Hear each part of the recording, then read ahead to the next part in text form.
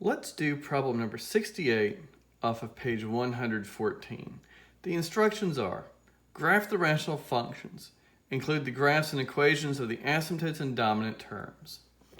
Well, we've been talking about asymptotes in terms of limits. And in this course, every time we need to talk about an asymptote, we're going to justify that with a limit statement. My hope is that will connect the two ideas forever and ever, and is the best way to talk about an asymptote. So in this nice, happy, rational function, I know I'm going to have a vertical asymptote where the bottom's equal to 0. I'm in lowest terms, so I don't have to worry about any holes. So I need to take two limits to talk about that vertical asymptote. I need to approach -1 from the left-hand side, and I need to approach -1 from the right-hand side. Just trying to learn what this function does on either side of -1, where that vertical asymptote is. This will let me know whether I'm going up towards the asymptote or down towards the asymptote.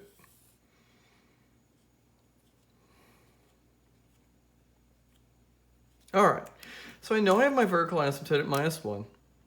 And let's see if we can evaluate these two one-sided limits to learn what this asymptotic behavior is actually doing. So from the left-hand side, I'm imagining plugging in numbers that are just a little bit smaller than -1. So maybe something like -1.1. Well, if I was to imagine plugging in -1.1, the top is assuredly going to be a negative number. -1.1 plus 1 is also a negative number. And I could make that arbitrarily close to -1, so -1.000000001, still a 2 times a negative number on the top, and minus something that's a little bit less than -1 plus 1 is always going to be negative. So now I know this is actually an infinite limit. On this side, I should be going up towards positive infinity. Well, now let's do the same thing, but on the other side. So now I'm thinking about something that's just a little bit more than -1. So something like -0.9. Well, on the top, I still have a negative times a positive. That's going to be a negative. But on the bottom, something that's just a little bit less than -1 plus 1 is going to be a positive.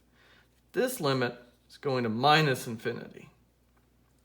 So now I know what my asymptotic behavior is. I'm not ready to get my graph going yet, but I know I'm going up on the left and down towards my asymptote on the right.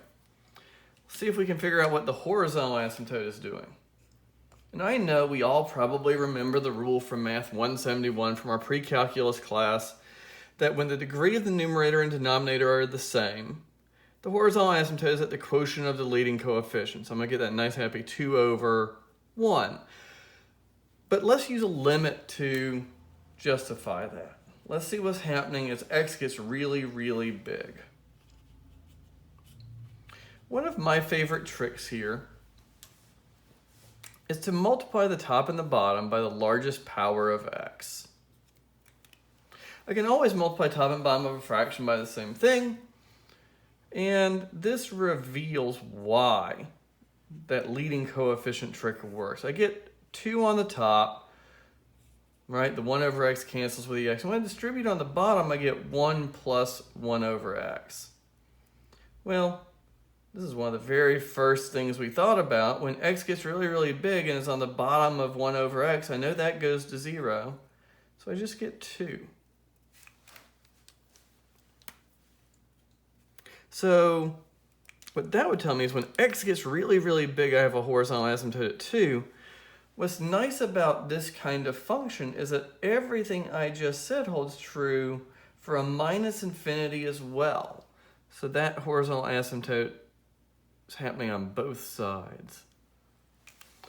All right, so there are my nice limit statements for my vertical and horizontal asymptotes. Now I just want to do some algebra to learn more about the function. My x-intercepts would occur where the numerator is equal to 0. Well, 2x is equal to 0 when x is 0, telling me that my x-intercept and y-intercept are actually the same point. Well, I'm pretty sure I know what the graph over here does now. On the other side, maybe I'll just plot a function value. Let's find what f of -2 is. So on the top, 2 times minus 2 is minus 4. And on the bottom, minus 2 plus 1 is minus 1. I get out 4. And if I wasn't sure what my graph was doing, I would just plot more points. All right. The key things here. First off, every time you talk about an asymptote, use limits. Justify your work with limits.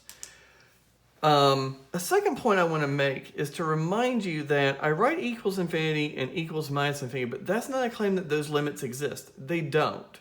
It's a kind of does not exist, saying that they grow without bound. That's that thing I warned you about, that if I could go back in time, I would make this the correct notation.